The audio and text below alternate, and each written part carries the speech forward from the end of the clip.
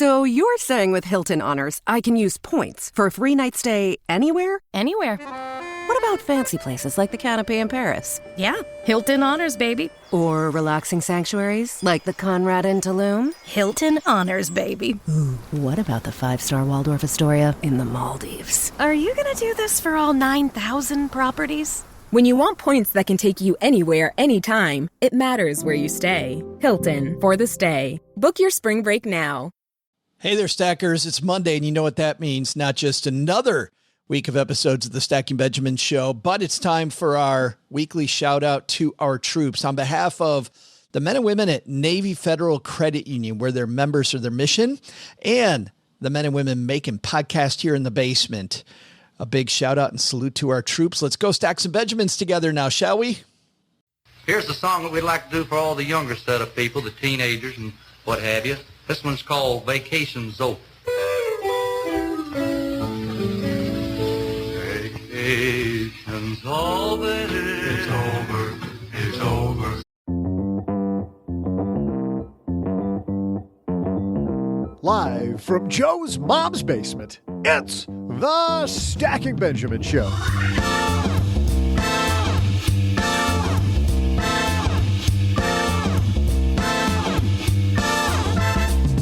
I'm Joe's mom's neighbor, Doug, and it's National Cheer Up the Lonely Day.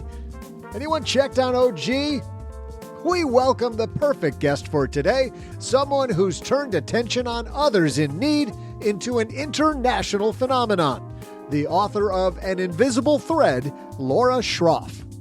For our TikTok Minute, we have the best advice to completely ignore. In our headlines, we'll dive into some people who are fairly unhappy they bought crypto. Plus, we'll throw out the Haven Lifeline to Tyrell, who has some thoughts on non-competes. And then I'll share my cheery trivia. And now, two guys who stay by your side as you stack your Benjamins, Joe and Scott Trench. You're right, that doesn't roll off the tongue, but he's here because we're in Denver today at BiggerPockets headquarters. Welcome to the Stacking Benjamin Show. I'm Joe Saul-Sehy, Average Joe Money on Twitter. And across, not a card table, it's a conference room table. We got a little echo, but I think we're going to be good. Mr. Scott Trench, CEO of BiggerPockets, and more importantly, co-host of the BiggerPockets Money Podcast. How are you, man? I'm doing great. Thanks so much for having me on the show today. Or actually, you're welcome. We had to clean up the basement here at the BiggerPockets headquarters just for you. Just I know for that's us. where you like to record. Yes, it's great how you made sure we have absolutely no sunlight coming in. Everything is nice and shag carpeting too, just for us, I think. You guys rolled that in. That's right. So we got about an inch of dust as well, just for you, right? Perfect. There. Just like the last time you were in our basement. So Scott Trench not rolling off Doug's tongue, but you said that you don't have the worst of it. Your brother. No, my parents gave me 3 T's in a row, Scott Trench, and then they named my brother Rusty Trench. Rusty Trench sounds like the beginning of a joke. Yeah, his real name is Russell, so let's give him some credit. But Rusty Trench had a little trouble freshman year of high school with when folks found out that name. Yes, but afterwards, he's a Trench, so he did well. He's doing great. Yeah. Yes, absolutely. Well, he's an engineer. He's crushing it. For the 3 people that don't know about who doesn't know about BiggerPockets, but for the 3 people that don't know about BiggerPockets or about the Money Show, fill us in, man. Yeah, BiggerPockets is a platform for real estate investors. So if you're looking to get started buying houses, flipping houses, buying rental properties, short-term rentals, we've got podcasts, books, videos, blogs, forums, whatever you want to learn, whatever you need to learn about those subjects and get a bunch of diverse opinions on that. And then one of my personal passions is personal finance. So I host the BiggerPockets Money Show podcast along with Mindy Jensen, where we talk about people's money journeys with money and talk about their current situations and give them advice on how to proceed. It is fantastic because I like the fact that the Money Show, for people that want to get into real estate, you really want to have this sound financial foundation first before you go buy in a liquid property. That's right. I mean, there's a lot of talk about how you can buy rental property with no and low money down. That's possible, but you should do that only if you already have a lot of money. Investing from a position of financial strength is paramount in this business. Otherwise, there's a lot of horror stories from folks who don't do that. Longtime listeners to the show know what a fan I am. I mean, we've talked to Josh, to Brandon, I think this is your third or fourth time on the show. Mindy, I think, has a frequent flyer card on the Stacking Benjamin show. So we love BiggerPockets. My son, a huge fan. He's up to 13 doors in his real estate journey and uses the heck out of BiggerPocket stuff. So fun stuff. But we're not going to talk about that today, dude. You are in the co-pilot seat because it's National Cheer Up the Lonely Day, and he's just inconsolable. So, Scott, there's nothing we could do. We needed somebody more upbeat. That's right. Next time for OG. That's right. Well, he would not like it in this basement. We will leave him. We leave him at home today. But Laura Schroff on the show today. She has this amazing story, Scott. It's this book called Invisible Thread. It was a big time bestseller 10 years ago.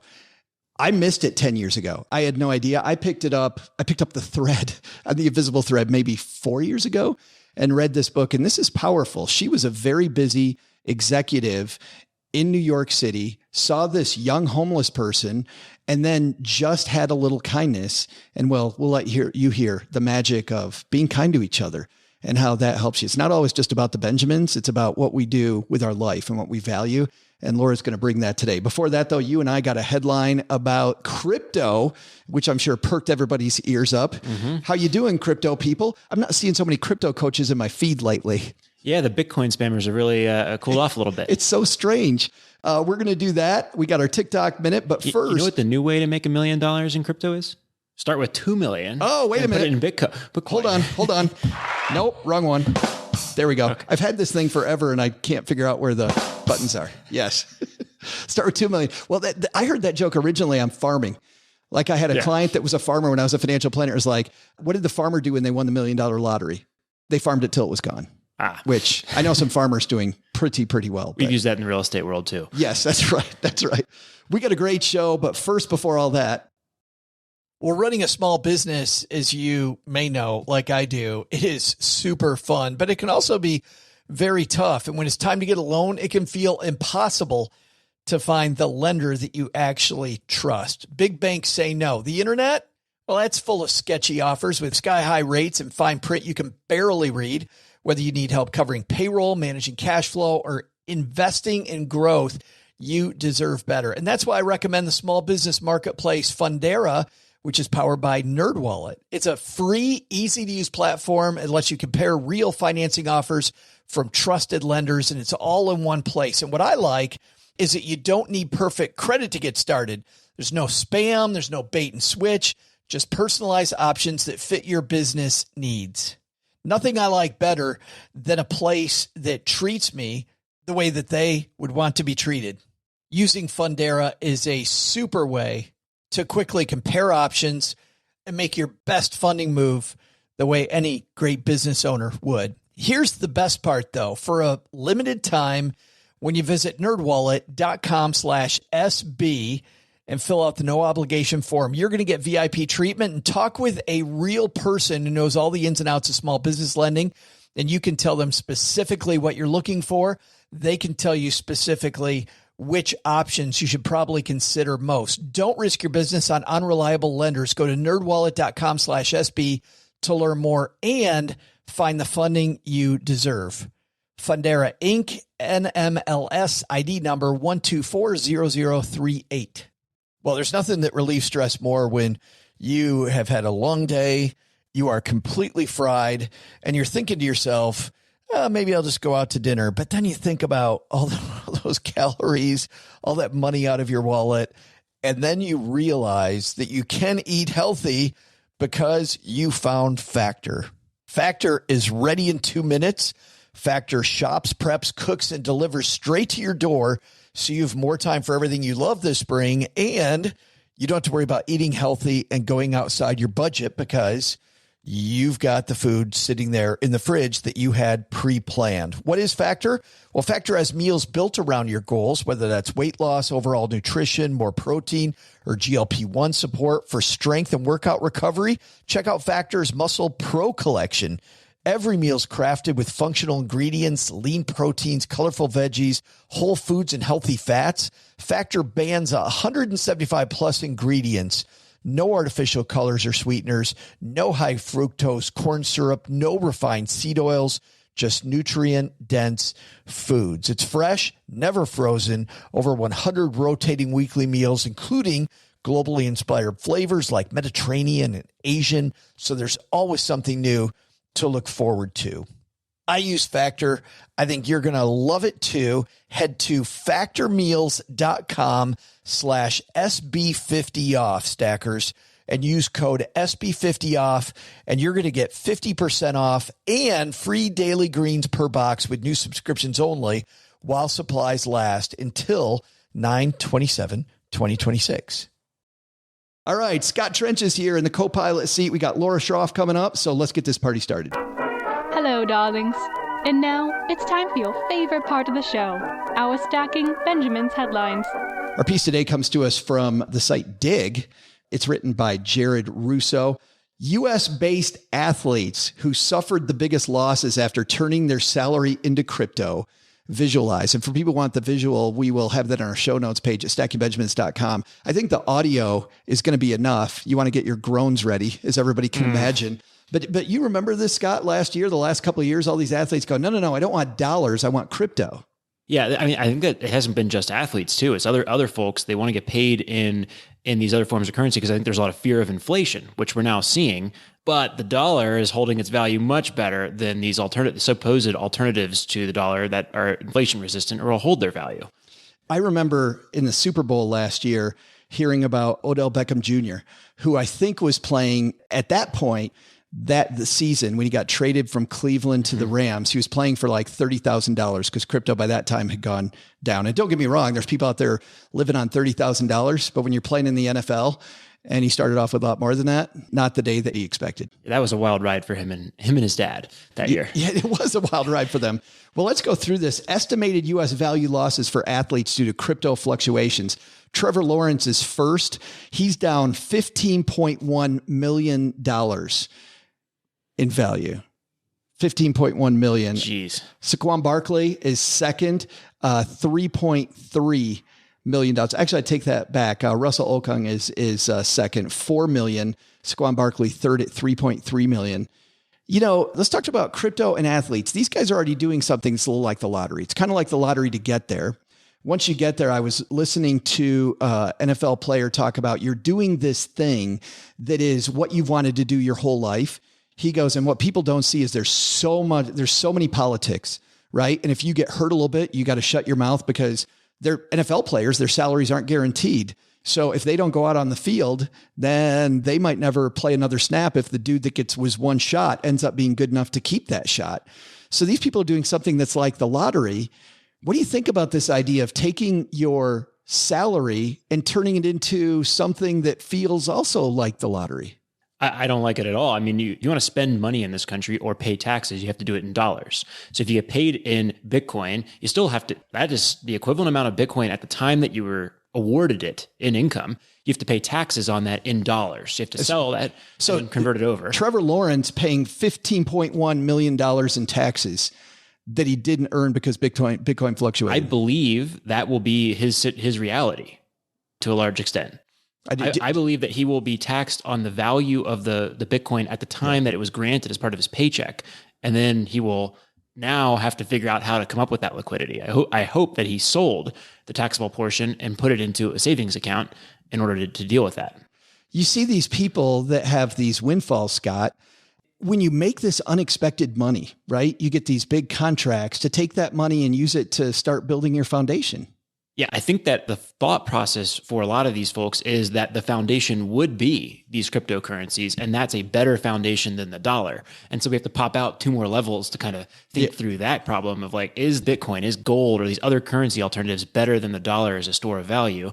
And I think that we're going to learn that that may not be the case. The Federal Reserve and fiat currency is not this boogeyman that a lot of the Bitcoin people and traditionalist or gold standard folks like to think it is. The Federal Reserve has a charter to keep prices stable over long periods of time and does a good job at that and will beat inflation. Man. There's a lot of people out there that are going to send a hate mail going, I don't know that they're doing a good job based on the last couple of quarters of having to raise interest rates very quickly. Sorry, it definitely deserves some follow-up there. If you think about what Paul Volcker did in the 70s and 80s, right, to beat inflation. And then if you go back even further to the gold standard, I mean, the U.S. government has, even when we're attached to the gold standard, said, okay, a dollar is now worth less gold. So it doesn't, the gold standard and these ties to Bitcoin or all these other different types of currencies are not necessarily stable hedges, because the government can just say what the dollar is worth relative to these other currencies in these periods. So really the problem is not what currency you're invested in. It's, do we have a good central bank? And right now with 9% inflation, people are mad, but over the last 50, 60 years, we've had our ups and downs, but we're doing it about as well as anybody has done it with our central banking system in this country. So I don't want to be cheerlead the Fed too much because they got their problems, but I do not think it's wise to put your store of value into something other than dollars or long-term assets that are stable, that will hold their intrinsic value. I think it was like real estate. I think it was Winston Churchill who said something like, capitalism is horrible until you look at all the alternatives, and then it's the best. Yeah. And fiat currency has its drawbacks, but it also, if the central bank does their job correctly, then it should hold its value and be a stable store of value relative to the basket of goods and services that a dollar or a euro. Have you invested in cryptos at all?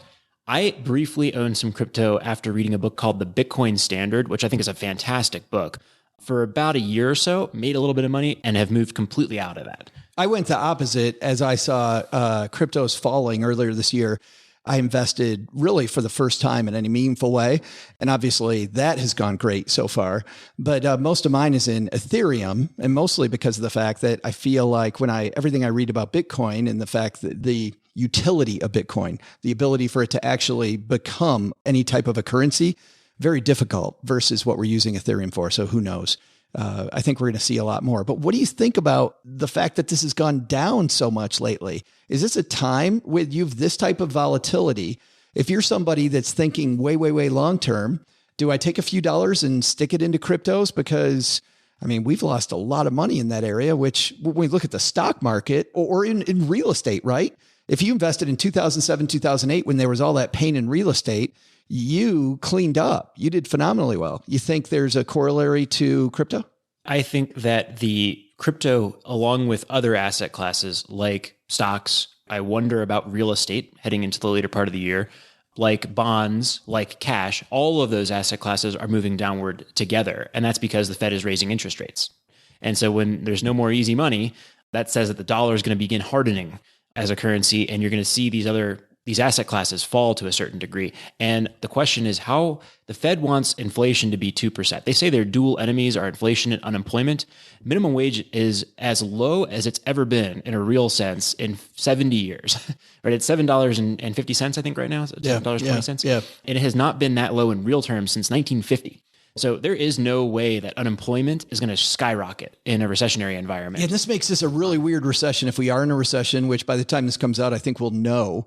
But I think the answer is probably yes. 99.9% that it's yes. But what's interesting is most recessions come with high unemployment. And right now we've got this employment boom going on. Yeah. And I think that that's because you have inflation and you have no rise in that. And you're not going to see a rise in that minimum wage. You can go to McDonald's and make $18 an hour right now. So where are the layoffs going to come from? There will be work at this point, I think, for folks who want it. So anyways, that leaves the Fed wide open. They only have one enemy to fight right now, and that's going to be inflation. And they're going to go after that, in my opinion, until they beat it. But they're not going to save. Yeah. They're not going to save any politicians currently. I don't want to get into politics, but I don't think if you're Jerome Powell, you're like saying I'm going to save the Biden administration right now from this. I think you're saying I'm going to beat inflation. Period. And save that dollar. And I think that is what is spooking so many investors in all these different asset classes. I think that the end of easy money is what's impacting the ability to buy cryptocurrency. So back to my question then. As it falls, I'm excited about investing in the stock market right now. I think if you're a long-term investor and you are employed and you have some cash flow, it's a great time to get into the stock market. Do you think there's a corollary to crypto, or is it because of the fact that I don't know fundamentally where this sits, right? There's no way to do fundamental analysis on crypto. You just can't. You can do technical analysis, but fundamentally, what the hell is it? I had no idea. Yeah, I'll use gold as an analogy, and then I'll answer your question directly. Warren Buffett has a good analogy on gold, right? He says you take all the gold in the world, you make it into a cube. It's about 64 feet on a side, or maybe yards or whatever it is, and it can fit inside of a basketball rink, and that's it. It will sit there and look pretty. And at the time, he said it was worth about $7 trillion, that cube of gold. And for that, you could buy all the farmland in the United States plus 7 Exxon Mobils and have $1 trillion left over to boot. Which one would you rather own for 30 years? Right. And that answer should be obvious when you frame it like that. And I think that cryptocurrency is the exact same concept, right? Especially Bitcoin, which is designed to have a limited supply, just like that cube of gold, a digital cube of gold, if you will. Do you want to own currency? You're not going to sit on a pile of dollars. You shouldn't sit on a pile of gold, and you shouldn't sit on a pile of Bitcoins, a virtual pile of Bitcoins, if you will. And if you want to build long-term wealth, you should be buying assets that can produce cash flow and can appreciate in real terms over a long period of time. So that means real estate, businesses, maybe loans or lending, if you can outpace the rate of inflation with those like hard assets that can actually build wealth in perpetuity. You know, two asset classes that have done that historically, obviously the stock market and the real estate market. The North American REIT index and the S&P 500 over long periods of time come out almost exactly even. So to some degree, it's pick which downside you like better and which upside you want more of. But that said, I get excited about the stock market, the real estate market. Paula Pant says that she doesn't think that we're going to see prices in real estate fall. She thinks there's a logic jump there. When we see it fall, we might have a stagnation. We might have a rotation of who's actually buying real estate, but she thinks that looking at prices falling is not a real thing. How do you feel about that? I think that if current trajectories hold and we're able to tame inflation within the next couple of months, I think she'll probably be right. But I would also say, do not underestimate the Federal Reserve and Jerome Powell. The road is completely clear for them to fight inflation with the full force and power of what they have there. And they have in the past conducted absolutely brutal monetary policy to go after inflation. So if they can tame inflation, I completely agree with that. If they can't, then interest rates absolutely will, at a certain threshold, begin impacting real estate prices, just as they're impacting the prices of other asset classes, ideally. So I think it's building a reasonably defensive financial foundation before investing really in anything, and then going after long-term investments. Which I like, getting back to this piece.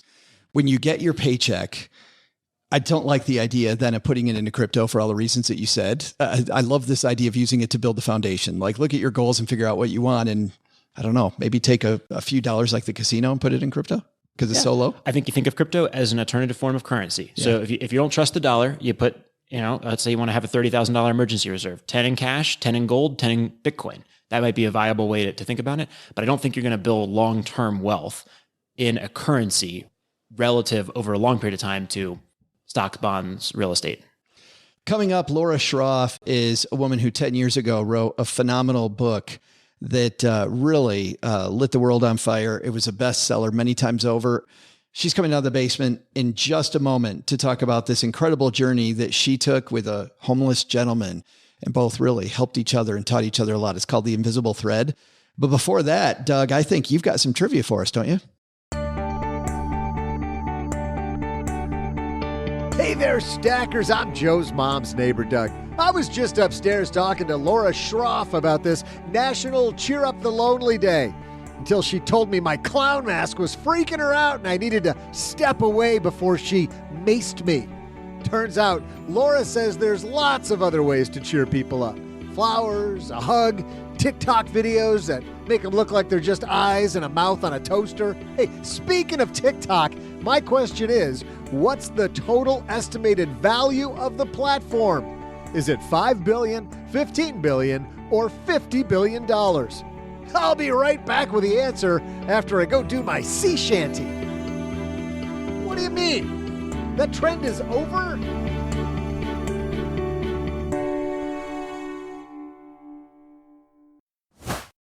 I had a breakfast mentoring meeting yesterday with a young woman who was just amazing. She is graduating from college with a degree in wealth management, and she reached out hoping for some pointers. And listen, if somebody's in Texarkana and wants to go into this beautiful field of personal finance and helping people get their money together, that is incredible. But even more incredible is how she reached out, how she was trying to network. And I was having a discussion that finding the right person and avoiding the wrong person for a role, that's what can make or break an organization. And we just don't see that many qualified people. So how do you find them? Well, Indeed sponsored jobs is a boost whenever you need to find quality talent. If you're hiring, Indeed is all you need. You can stop struggling to get your job post even seen on other sites. You'll match with quality candidates with Indeed's sponsored jobs. Get matched with and hire quality candidates who can drive the results you need. Reach candidates who meet your specific criteria like skills, certifications, or location. It drives me crazy when I'm matched with all kinds of people who aren't a fit. I don't have that kind of time. People are finding quality hires on Indeed right now. In the minute I've been talking to you, companies like yours made 27 hires on Indeed, according to Indeed data worldwide. Sponsored jobs posted directly on Indeed are 95% more likely to report a hire than non-sponsored jobs. Spend less time searching and more time actually interviewing candidates who check all the boxes. Less stress, less time, more results. When you need the right person to cut through the chaos, this is a job for Indeed sponsored job. And here's what's cool, stackers. You're going to get $75 in sponsored job credit to help get your job the premium status it deserves at Indeed.com/podcast. Just go to Indeed.com/podcast right now and support Stacking Benjamins by saying you heard about Indeed right here at Stacking Benjamins. Indeed.com/podcast. Terms and conditions apply. Hiring, do it the right way with Indeed. In business, there is no room for guesswork. Every shipment matters. Every deadline counts. And when you're trying to keep operations running smoothly, the last thing you need is uncertainty. That's why reliability is at the core of USPS Ground Advantage. From the moment your package is first scanned in, it moves through a secure nationwide network, aiding in a timely and accurate delivery. You get near real-time tracking so you can keep up with your shipments. And with affordable upfront pricing, there are no hidden fees or surprise surcharges to throw off your cost sheets.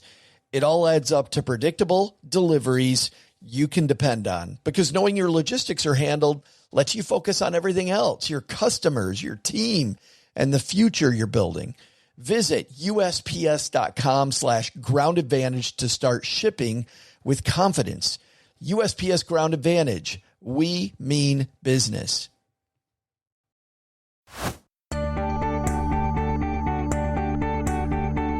Hey there, stackers. I'm TikTok chinfluencer and sad clown superstar, Joe's mom's neighbor, Doug.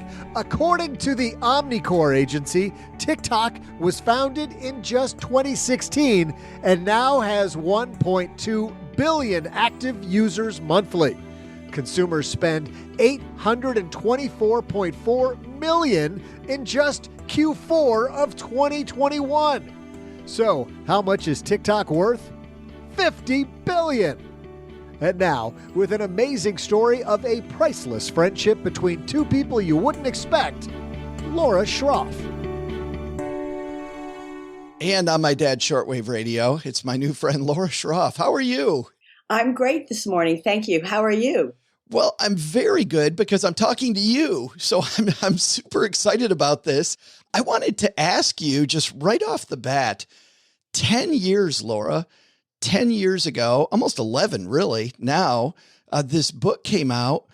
Why do you think it's resonated with people so much that now we're celebrating the 10-year anniversary with a new edition? I think that it's really resonating because it really is about how one person can make a difference in the life of another person. People really can relate to the concept of kindness, and that is what the book is really all about. It's about how I reached out to this young child when he asked for spare change. And originally, as you know, I walked away. But then what I realized, he said he was hungry. And I went back and took him to McDonald's. And from that point on, we became friends. And we got together every Monday for the next 4 years and hundreds of times thereafter. I think that most people are really kind and they can relate to this story. And I think that the book has like a timeless message, but I think now more than ever, because there's so much going on, that people want to read about good feel stories. Man, I feel the same because I feel like on social media and when I get the news, it's always so-and-so slam so-and-so, so-and-so told so-and-so what, and it's just us being mean to each other, Laura. And this is two people. And I do want to get into the story just a little bit of how you met, because I have so many questions. But I feel like we spend so much time thinking about how we're going to be mean to each other that these two unlikely compatriots, right? These two people that you would never think of so much in common, you and Maurice, ends up showing us that maybe we should spend a little less time being mean. Well, I think that also, too, we need to spend more time opening up our eyes and our hearts to our surroundings. I talk about this a lot at school, that I think that if I had a cell phone back then, most likely I would have been connected to my phone. But because I did not, as he asked for spare change because he said he was hungry, I originally said no. But that as I got to Broadway, what resonated with me, this was the first time I'd ever seen a child, he was 11, on his own, asking for spare change. And then I went back and I said, I don't want to give you any money, but if you're hungry, I'll take you to McDonald's. And as we were having lunch, I realized this was a really sweet kid who just seemed to have a really hard life. That's really how it all began. I want to dive into that first story in just a moment, but I first want to give people a feeling for who you were, because you had done this amazing job of rising through the ranks, really designing a career, I think, Laura, more than most people do, because you decided that you wanted to work for an airline. And so you did go work for an airline for a little. Tell me about your career and kind of moving up the ladder. You did not go to college. No, I did not go to college. In fact, I talk about this a lot at schools because I want kids to think about, you don't have to be a straight A student to have a successful life. I think that one of the reasons why I did not do well in school, and for those people who have read my book or will read my book, I was a terrible student. And one of the reasons why was because I used to be afraid to fall asleep at night for fear of what would happen at night. But both my parents gave me this incredible work ethic. So when all my friends were going off to college, the thought of doing 4 more years of school was just like something I was not interested in. But I wanted to work for an airline. And so I got a job at Continental American Life Insurance. I gave myself a goal that I'd work there for 6 months, and then I was going to get a job with an airline. And 6 months later, I landed a job with Icelandic Airlines. And I worked there for about 5 years as, back in those days, a secretary. And then I decided that I really wanted to have a career. But when I looked at myself, I thought there's really very little that you're good at. But the one thing that I could do was I could connect with people. So I thought I really wanted to go into sales. And really back then, I would have sold anything. But I saw an ad in, I guess it was in the New York Times, that said sell advertising space for a twice weekly travel trade publication. And actually, even before that, because I don't want to step over this for our listeners. Yeah. You tried to do sales at the airline, but you saw the glass ceiling that a lot of women see when it comes to careers. You realized that there was one woman in sales who was kind of the token woman in the sales department, and there was no way you were going to be on that team. Right. And so I ended up getting the job at Travel Agent Magazine, and I couldn't believe it. And I worked there for about 2.5 years. And then one day I met a woman in a reception area at an ad agency, and she worked at Ms. And I couldn't believe she worked at Ms. Magazine. We had this great conversation. We exchanged cards. And that afternoon she called. She said, "You're never going to believe it, but we have an opening. Would you like to come over and interview?" And I got the job at Ms. It was kind of like working at an all-girls school. And I felt so lucky to be surrounded by so many women who were so smart. But I was also very intimidated because they seemed so smart and I felt so stupid. But I got the job. But the one thing that I knew about myself was that I had the ability to work hard. I was driven and I would have done anything I needed to do. And there were Saturdays. If I didn't have anything to do, I'd go to work at like 2:00 in the afternoon and work till 3:00 in the morning and thought that I had like the best day ever. Wow. And then from there, I got a call from People Magazine. And I couldn't even believe that they were pursuing me. And 13 interviews later, 3 months later, I got the job. And I felt like I had arrived. I remember getting off the elevator and I saw the People sign. And I thought, wow, I work at People magazine. That was so different because that was like an all-boys school in comparison to Ms., which was kind of like an all-girls school. And throughout my entire interviewing process, they never asked me where I went to college. And it wasn't until after I got the job that one day they asked me, where'd you go to school? And when I told them that I didn't go to college, I was the first person that they had ever hired without a college degree. But I believe that my stars were really aligned. But the one thing that I knew that I needed to do when I worked at People was I had to work harder than everybody else because of the fact that I hadn't gone to school. I had to prove myself. And almost throughout my entire career, I felt like I had to prove myself until I got to a position where I thought, you know what? You're really doing okay. And this is amazing because you and Maurice have this in common, because Maurice has to prove himself over and over and over just to stay alive much of the time. But before we leave your work life to talk about the intersection of you two unlikely friends, I want to ask you about this fantastic interview that you talk about in the book, because I think this is a kind of a separate learning for our younger listeners about just a great interview. You show up for this interview and you're early. And by the way, for people that don't know, Laura was on my dad's shortwave radio 15 minutes early today. And the very first thing I said to you, I'm like, well, you're true to form. You're 15 minutes early. But there's this power because people are late. And it's one thing that you can control is, to some degree, making sure that you're not late, right? Number one. And then number two, this guy, Laura, is not going to give you the job. And I think you said the best, I don't know if you remember the line, but you said the best line ever to him. And I would have hired you on the spot. Can you tell me that story? Sure. That was with David Gollin. It was Travel Agent Magazine. The night before my interview, I cut my finger and I ended up in the emergency room and I had to get 8 stitches. So when I got to the interview, which 8 stitches on a little finger, on my finger, that's a lot of blood.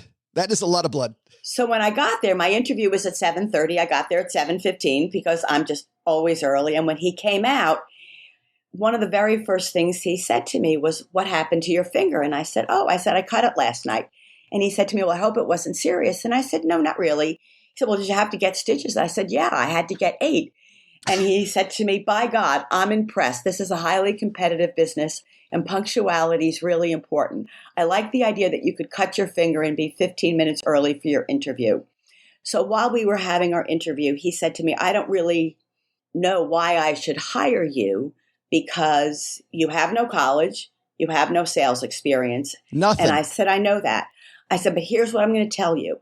I said, "If you think you can work hard, I can work harder. I'm telling you that if you hire me, it will be the best decision you've ever made."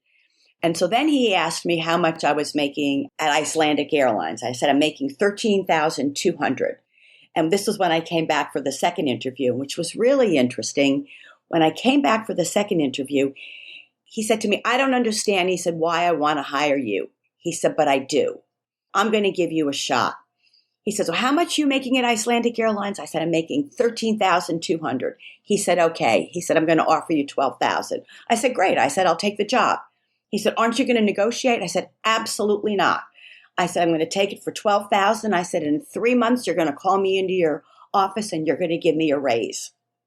And 3 months later, he called me into his office and he said to me, "How much were you making at Icelandic Airlines?" I said, $13,200 it was. He said, "Great." He said, "I'm offering you $18,500. Boom. Boom. That was it. And that was the beginning. That is amazing. You also said something to him that I loved. You said something like, "I don't ask for a lot of breaks. I just need one break and I need it from you right now." And I thought that was a phenomenal. And you know what's so crazy? I was 25 years old. And I said to him, "Absolutely. I'm not looking for a lot of breaks in life." I said, "I'm looking for just one break." I said, "And I promise you, if you hire me, you will never, ever regret it. Just one break. That's it." And he hired me. You say, and maybe it's indicative of you working a Saturday afternoon and thinking it's wonderful that you've got this phenomenal career, but you don't feel you're making a lot of money. And you say early in the book, and this is where we kind of get a little bit into why you're on a money show. you're making lots of money. You've got a wonderful apartment. You live in a fantastic area. You've got this name brand job that everybody knows the places that you work. You're working these marquee places. And yet you say, Laura, that you felt unfulfilled. Well, I always wanted to have a family. Children was something I always really wanted to have. And it was something that was never meant for me. It was not meant in my cards. And I remember working, but feeling very unfulfilled. As much as I loved my job, I knew that there was more that I wanted, and I just didn't know what it was. And then one day I was walking up West 56th Street, and I saw this 11-year-old boy, and he said to me, "Excuse me, lady, do you have any spare change? I'm hungry." I wasn't really paying attention, and I did say no, though, and I walked away. And as I got to Broadway, what resonated with me was that he said he was hungry, and I went back to him. I said, "I don't want to give you money. You're just a kid." I said, "But if you'd like, I'll take you over to McDonald's and I'll get you something to eat." Can we stop right there for a second? Because I'm wondering, so you're literally halfway across the street when you stop. And I'm just wondering in that moment, because in the book you say, I have no idea why I turned around. But there must have been, now it's 10 years later since you wrote that, Laura. There must have been something that made you go, you know what? I need to go back. I know that now today, and I've known this for quite a long time. I believe that my mother, who, as you know, passed away at the very young age of only 47 when I was 25 years old. I talk about it even with my interview with Travel Agent Magazine. I think I cut my finger the night before because that would set me apart from all of the other candidates. And I actually believe it was my mother who brought us together because she knew that I needed more in my life. And here was a child who also needed more in his life. And throughout this entire process of my book, 10 years later, I wish that I could take the credit for everything that has happened in my life because I feel so enormously blessed. But I believe that my mother, she played a major role in helping me with everything that did happen every step of the way. So I give myself credit, but I also give my mother an enormous amount of credit because I do believe, and I make jokes that sometimes I think that she works harder in heaven than she did on earth. Well, she definitely plays a big role in your life and the things that she went through with your family life. You and Maurice definitely have very parallel in a lot of ways, family situations. But I wanted to ask you about that first day at McDonald's. So you take him to McDonald's. He's very excited to go to McDonald's, but he doesn't really let you in. He's got this wall up, like that first meeting, that first day. How did you feel about this wall between you and him? Well, the first thing that struck me was that I thought he was really bright because as we were walking to McDonald's, he said to me, "Could I have a Big Mac?" And I said, "Sure." He said, "Well, could I get a Diet Coke? Could I get French fries?" I said, "Absolutely." He said, "What about a Diet Coke?" I said, "You could have a Diet Coke." He said, "Could I have a thick shake?" I'm like, wow, this kid is like negotiating with me. And I said, "You could have anything that you want." And when we were sitting across the table, I immediately, Laura, thought, as I was reading, I'm like, these people are both in sales. Like you are both born salespeople. He was. But what struck me was he just seemed like the sweetest kid. And I thought that he had the most trusting eyes. But when we talked, he wanted to know where I lived, so I pointed to across the street. And he said to me, "You live in a hotel too?" And I said, No. I said, "That's an apartment building." I said, "Why? Do you live in a hotel?" He said, "Yeah, I live at the Bryan Hotel." And I knew that that was a shelter hotel. And what was really also amazing is we lived only 2 blocks apart. I lived on 56th Street. He lived on 54th.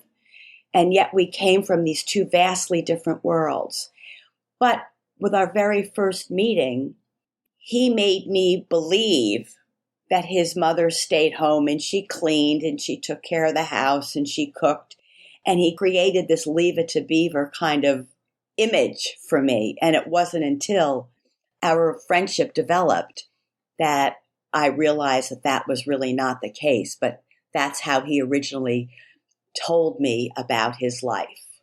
you actually went to meet his mom. You wanted to take him to a baseball game. He was excited. You wanted to make sure mom was on board with this. So you sent him home with like a permission slip that you'd made, and he never returned. In fact, he didn't even show up, which I think, Right. But my interpretation was that it was because he was embarrassed that mom hadn't signed it or done nothing with it. So you decide to go and meet mom. I'm screaming at the book, Laura. I'm like, what are you doing? Like this young woman going to this place. You take a friend with you to go meet mom. Tell me about the reality of Maurice's mom and his family. Well, I really wanted to take him to a baseball game because at that point I was working at USA Today and we had the best tickets, the best seats. So I said to him, I want to take you in my car. I said, but I cannot take you in my car without your mom's permission. So I wrote the permission slip. I said, can you just take this home, have your mom sign it, and at least I'll know that she's given you permission to drive in my car with me. And we set up a time for him to show up, and he didn't show up. But I really wanted to take him to this baseball game. So I asked my friend Lisa if we could go over to the Bryan Hotel together. And when we got there, I mean, it was probably one of the most dangerous shelter hotels in all of New York City back in 1986. And at the time, by the way, Laura, everybody knows this too. I mean, this is not a secret. You talk about how in the media, they're talking about cleaning up the hotel, about how the living conditions are even dangerous, but there's so much drug use going on, not just drug use, drug sales and prostitution going on in this hotel.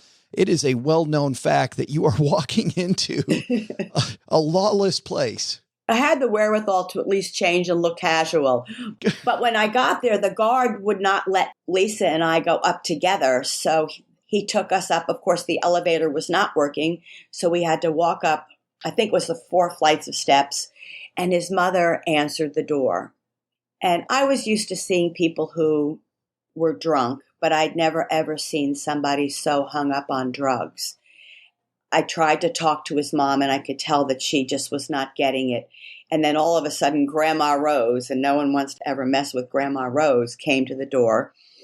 And I did not know that they did not know about me. And I just said, hi. I said, I'm a friend of Maurice's. I said, and I'd love to take him to a baseball game. But could you just sign this note for me? And with that, I handed her the note and a pen. She signed it and then just slammed the door on me. But in that period of time, I was able to see Maurice's room, which was a room that was about 12 by 12, 2 single beds, no bedding, pillows, or blankets. In one corner, there was a chair, and on the opposite side sat a half of a refrigerator and a television on top. And I could not believe that this was where he was living. And I went home, and a little while later, Maurice came over, and he was really upset with me. And I know that he was also very embarrassed that I actually saw where he lived. But he made me promise that I would never, ever go back to that hotel again. He said to me, nice ladies like you can't go to places like that. So he always had my back. I felt like you guys had each other's back over and over and over. Well, in fact, Laura, your friends at work initially said, they thought you were crazy. They did. They thought that you should probably not do this. Like, it was nice taking him out once. That is very nice. But this continuing relationship thing, like, there's so many things that could go poorly, but you won them over time. But even then they would say, oh, you're teaching this kid so much. You're teaching this kid so much. And you would rebuke them on that. You're like, no. People used to say to me all the time that Maurice was so lucky to have met me. And I used to say, you've got it all wrong. I said, I have been so lucky to have met him. I think that one of the things that Maurice did for me, well, he's done many things for me, but he really made me appreciate my own childhood, which, as you know, was very volatile. He opened up my eyes to how children who live in these shelter situations, live in these drug environments, how difficult it is for them to get through every single day. And I used to say to my friends all the time, we have these cushy lives. If we could walk in his shoe steps for just one day, we would never, ever take our lives or everything that we have for granted. So in reality, Maurice taught me far more than I ever could have taught him. But I think that along the way, we were just teaching each other a different world. I got to see his world, and he got to see my world. And through it all, it made him a better person, and it made me a better person. You say at the end of the book that he taught you a lot of things, and I saw all that, but I was a little surprised when you wrote that he taught you about money. How did Maurice teach you about money? Well, he taught me about money because at the time I was working at USA Today, and I was making a decent salary, and I had a really nice life. And yet I still took so much of it for granted. So he taught me, in a sense, the value of money. He also showed me how I had a jug of change. My father was a bartender, and he used to collect change from his tips. And every tax season, we would sit around and roll up all the change. And for some reason, I collected change. And I had this clear jug filled nearly to the brim with change. He used to come over to my apartment on a Saturday to hang out while I was doing errands. And people used to say to me, I can't believe you let him in your apartment and you're not even there. And I used to say, I trust him. And I knew that jug of change, he used to stare at it. I'm sure there were many times that he thought, I can just take a couple coins. She'll never know. But he was such a smart kid that he knew that he had a good thing and he was never going to betray my trust. So for me, he also taught me how money's not everything, that here it was, that there was a jug of change filled to the brim, and yet he was smart enough to know it wasn't worth it. Sometimes money, it's just not worth it. Yeah, well, the value of that friendship clearly to both of you worth well more than money, and being able to walk in each other's shoes. So many other great stories. I love the fact when he asks you to go to parent-teacher conferences, we'll ask you about that next time you're on. Yeah. But when he asked you to go to parent-teacher conferences, I went, what? But it clearly for me was one of the first times I saw him like, he really, really, really wants you more in his life. This is kind of the wall starting to come down early on. The book is called An Invisible Thread, the true story of an 11-year-old panhandler, a busy sales executive, an unlikely meeting with destiny. It came out 10 years ago. This is the 10th anniversary edition. It's funny, Laura, the more things change, the more things stay the same. And it's just, it's such a great tale. Thank you so much, Joe, for having me on your show. I really do appreciate it. I really do love talking about the story. And can I just say one quick thing about the name of the book? Because people, yes. Yeah, Please, yes. People love the name of the book. Yes. So when I was working on the proposal with my co-writer, his name is Alex Trzanowski. Every name I came up with, he didn't like. And every name I came up with, we didn't like each other's names for the books. And he kept telling me, don't worry about it. And I had to go to a birthday party and I was running late, where normally I'd like to go to my little card store. I went to Duane Reade, and I'm standing in front of the card section, and I saw a card, and it was green. And I picked it up. It was the first card that I picked up, ever bought at Duane Reade. And it said, there's an old saying, how an invisible thread connects those that are destined to meet. I thought, wow, that's really interesting. And I opened up the card, and it said, and I'm so happy you're in my life, and happy birthday. I was like, you got to be kidding me. There were 5 cards. I bought them all. I bought a card for my friend. I ran upstairs and I Googled an invisible thread. And that's when I found out that it was a Chinese proverb. An invisible thread connects those that are destined to meet. Regardless of time, place, and circumstance, the thread can stretch or tangle, but it will never break. I was shaking. I called Alex and I said to him, oh my God. I said, Alex, I've got the name of the book. I said, Google an invisible thread. And he said to me, he said, Laura, you're brilliant. I said, Alex, I'm looking at an American greetings card. But I absolutely believe that that was another situation where my mother, she put that card in my hand, because people have said to me over and over, I never knew I had an invisible thread connection until I read your book. And it all made so much sense. So for all of your listeners, we all have our own invisible thread connections. The important thing is to recognize those connections, because they can make a difference in all of our lives. Hi, I'm Mitchell Walker, and when I'm not teaching people how to find hidden money, I'm out stacking Benjamins. Nice job, Scott, on the trivia question. By the way, big thanks to Laura Schroff for stepping by. What an inspirational story that was. And is there a prize for getting that right? Forget it. Yes. Big high five. All right. There it is. Good work. Yeah, you almost said 15. You're like, what's the middle one? Yeah, I was like, that's way too low. Right? Yeah. They're a household name at this point. Everyone's 2016, though. Yeah. I mean, just think about that. If BiggerPockets had that type of a trajectory, if there were that many people looking for financial independence instead of looking for, dance videos, how great would the world be? That'd be great. I certainly wouldn't be hosting you in this basement. We'd be on the top floor of some building. It'd be the Taj Mahal basements, probably. It would be the basement, probably, but it'd be not like this. Yeah. Hey, let's throw out the Haven Lifeline, Scott, and tackle some of life's most important questions. Our friends at Haven Life Insurance Agency, they put what you value first. What do you value? Freedom, optionality, having the ability to direct my day. And you know what? You'll have more time doing that if you're not filling out life insurance applications, which, by the way, if you've ever tried to fill one out, takes forever. Haven Life's application is simple online. You get an instant coverage decision. Prices are affordable.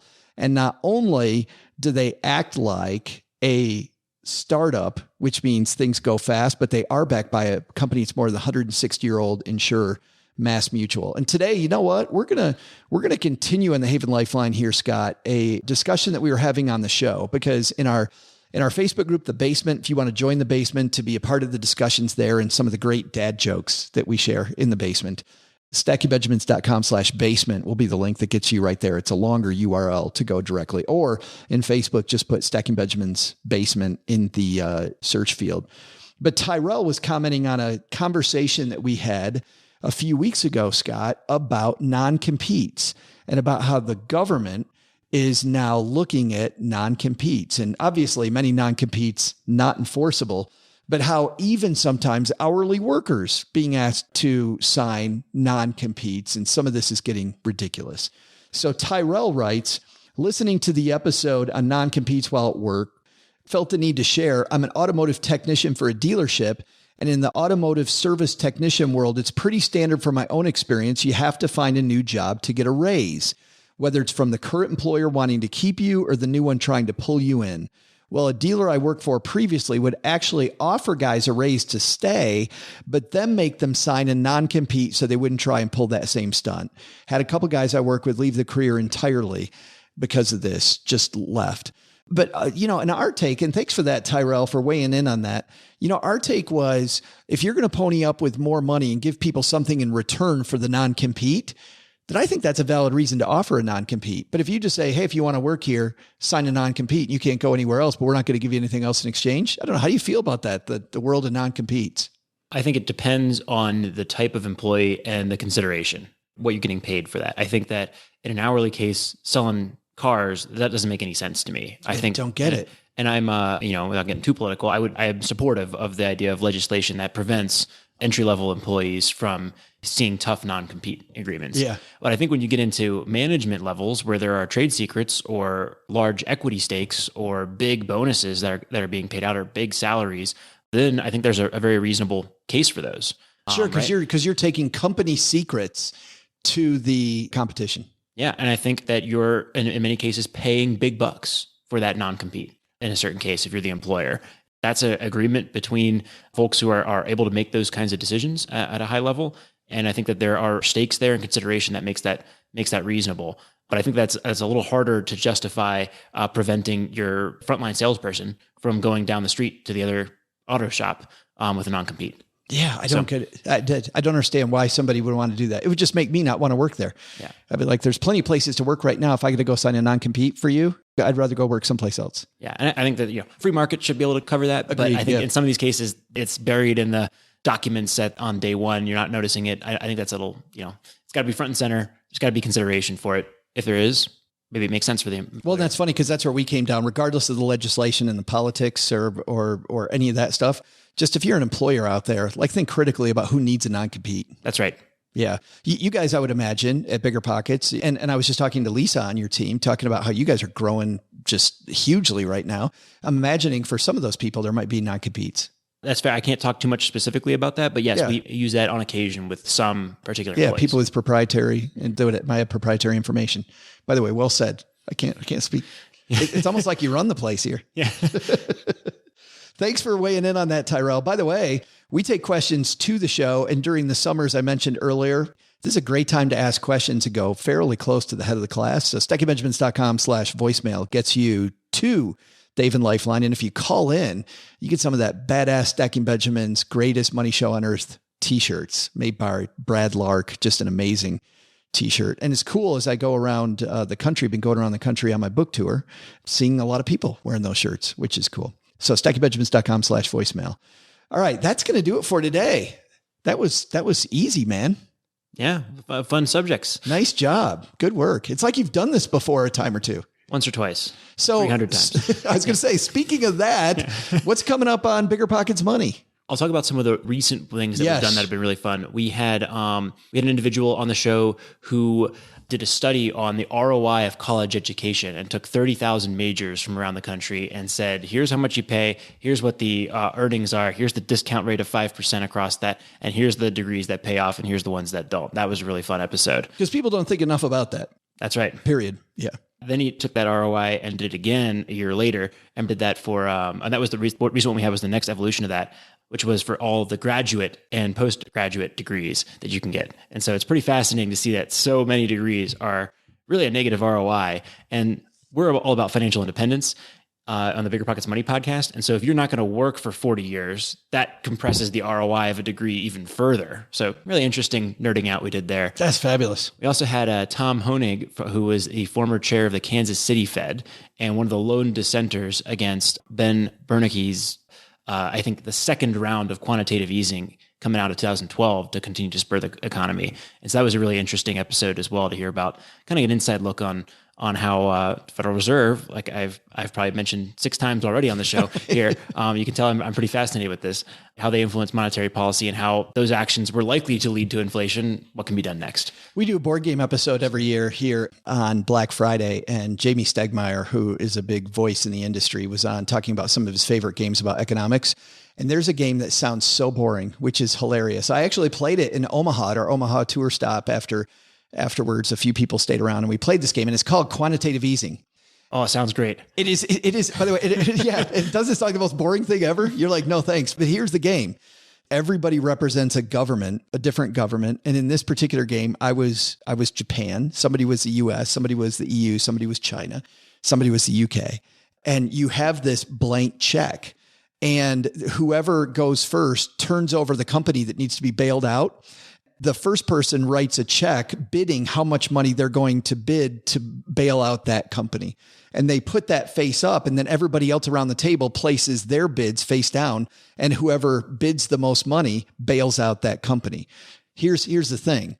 Each of those companies represents some points in a lot of different ways.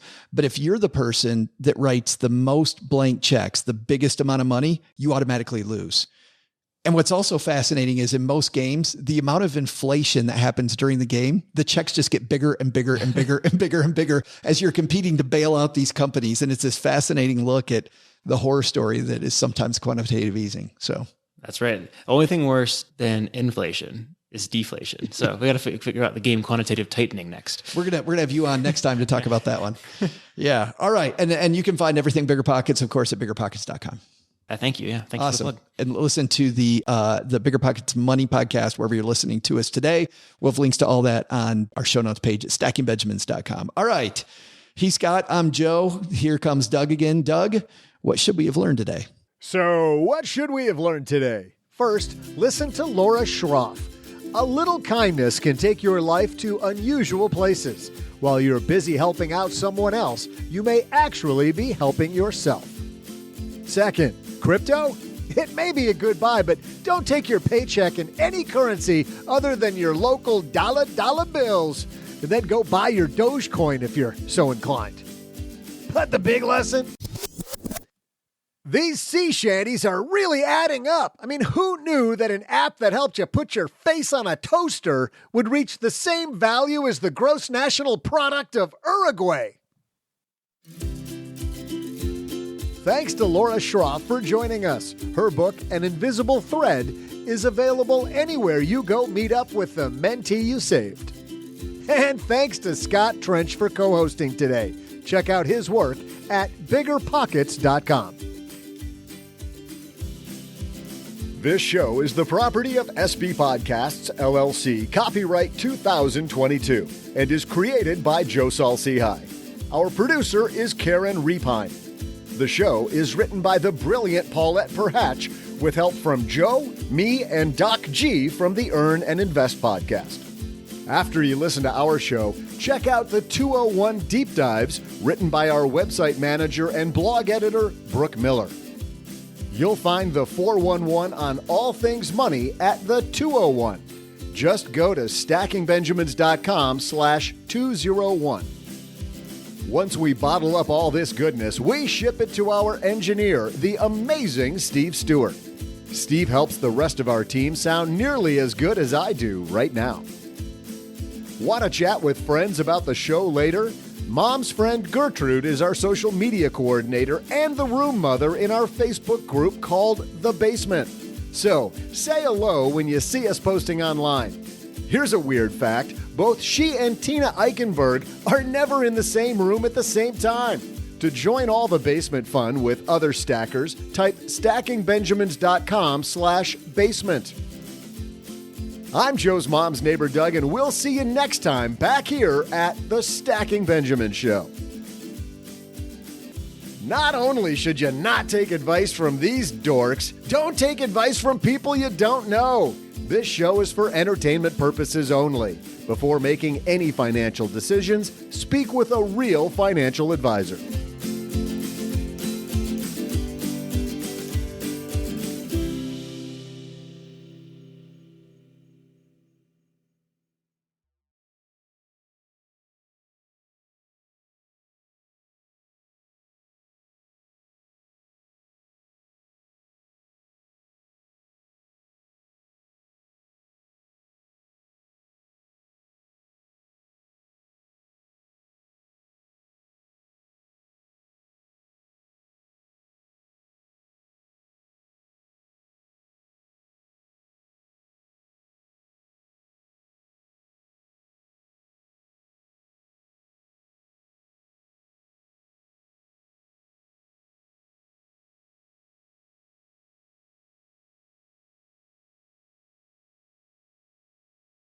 Welcome to the after show.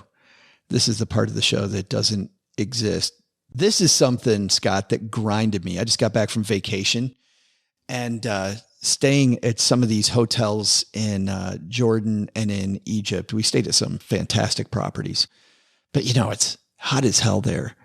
And you go out to the pool and there's maybe 12 people around the pool and there's somebody's damn towel on every single chair.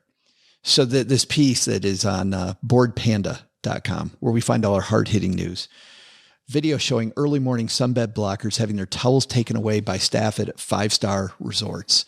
At 5-star resorts, the staff are now going around, and if you don't sit in that chair after a certain amount of time, they take the towel off. I think that's fantastic. I completely agree. This is a very pressing problem for many people around the world. I think it absolutely needs to be resolved with a towel takeaway. Have you gotten mad about this ever? I have gotten mad. The prime real estate is all scooped up by people who aren't even using it. I know. There's nobody there. And by the way, this piece... Occupy your chair, man. I know. This piece goes into it and it says, in many cases, like they've had people follow the people, they're not even at the pool. They go off to a restaurant. They go downtown shopping. They leave it there because they learned early on, if I put my chair there first thing in the morning, and the hotel always leaves it there. Then when I decide I want to use the pool, I got front row whenever I want it. It's baloney. I think it's baloney, as you say. Yeah. We've talked about a lot of towel takeaway needs to be a thing that is instigated at all of these places. We've talked about a lot of legislation stuff in this show, right? We've talked about the non-compete. We talked about, the role of the Fed a fair amount, right? And about fiat currency. This is the problem. None of that. Like, who cares about the Fed fighting inflation? let's have a law about towels in the front row at the hotel. This is the best possible use case for a strong centralized government at the hotel level. Yeah. Yeah. You're getting ready to have a child. Congratulations, by the way. Thank you. Yeah, we're very excited. So I got to believe you guys have had some vacations lately just to have like a last fling before your vacations are now a little different than they used to be. We're doing a lot of driving. So we'll go to Estes Park, Yellowstone, get a lot of those places in, see the sights, that kind of stuff. Yellowstone. Have you been to Yellowstone already? Never been. Oh. Excited. Well, yeah, but are you going soon? Yes. Because all the roads are closed. Oh, no. I did not know this. You haven't been looking? No. Yeah. And maybe by the time it comes out, but they've said on some of the roads, they're not going to be able to open them for a year. Maybe we're not going to Yellowstone, guys. We're going to have to do Yosemite. Yeah. Yeah. That's a little longer drive. Yeah. You got just a slight, well, I don't know, from here, is Yellowstone or Yosemite longer? Probably Yosemite's farther, but I think that, Zion, we could do some of the ones in Utah. Yes. Yeah. We'll go to Utah. Yes. There you go. Fantastic. Yeah. Well, Government parks pass. And you're going to go before the baby's born.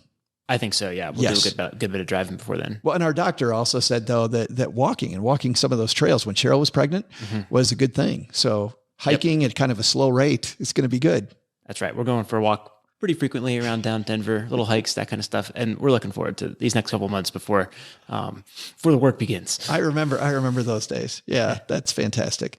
During my recent travels, I've been very lucky not to be hit by any of the airline stuff. Have you been hit by any of the airline things? I have not had any cancellations. I just keep getting on Southwest flights. They board the plane and then we sit there for an hour. Or we do take off on time and then our gate's not ready. So we sit there for 30 minutes. So we were talking about this last night. I was talking about this with Mr. Money Mustache because I was complaining of somebody else was talking about Frontier. And I said, I can't ride Frontier. I'm a tall guy and I don't like how close the seats are together. Like I feel like my knees are in the person in front of me. And Pete said, I travel very comfortably. And he's obviously more frugal than I am. But also, when we were chatting, another reason I don't like Frontier is because every time I've ridden that airline, we've had the most bizarre breakdowns. We had a time we were delayed for hours because of the plane had a flat tire. Oof. Like we were delayed by an hour on Southwest just 2 days ago because they didn't file the log correctly with the air traffic control or something like that. Really? What I heard. Yeah. So, and you just sat on the plane. And we just sat there on the plane we were delayed, first of all, from 2:50 to 2:54. So inexcusable. 4 minute. That's right. 4 minute delay there. I can't stand this. Then we boarded the plane and then we sat there for an hour without taking off. So yeah, you can tell I'm a little bitter about this. There should be, some sort of towel takeaway there too. Yes. Yeah. But government can't solve those type of problems. That's free market stuff. But but I got to say that's good though, Scott, the CEO of one of America's major corporations, flying Southwest. Good man. Oh yeah, I'm A-list. Nice job. Fly a lot of Southwest. Have you done the companion pass? I did. I got the companion pass 4 or 5 years ago. I have not gotten it since. I haven't done the travel hacking, but maybe the next year or two. Virginia, my wife, will go and get that, and we'll have the companion pass the other way. Yeah. The credit card hacking. Yeah. Yeah. Just haven't had time to do the credit card hacking lately. Yeah. Time and inclination. I keep getting A-list and I don't know. So why not? Yeah. Why? Yeah. We don't fly that much. Thanks for hanging out. Not in the last 2 years. Well, I'm happy now that the tour's over. When this comes out, the tour will be over. I'm going to fly a hell of a lot less, which I'm very, very happy about. That'll be nice. Thanks for hanging out, man. Thanks for having me. This was fun. I enjoyed talking about this stuff, and you got me going about the Fed, or I got myself going about it. You can't tell that you like it at all. It seems very weird. You're not in the right profession.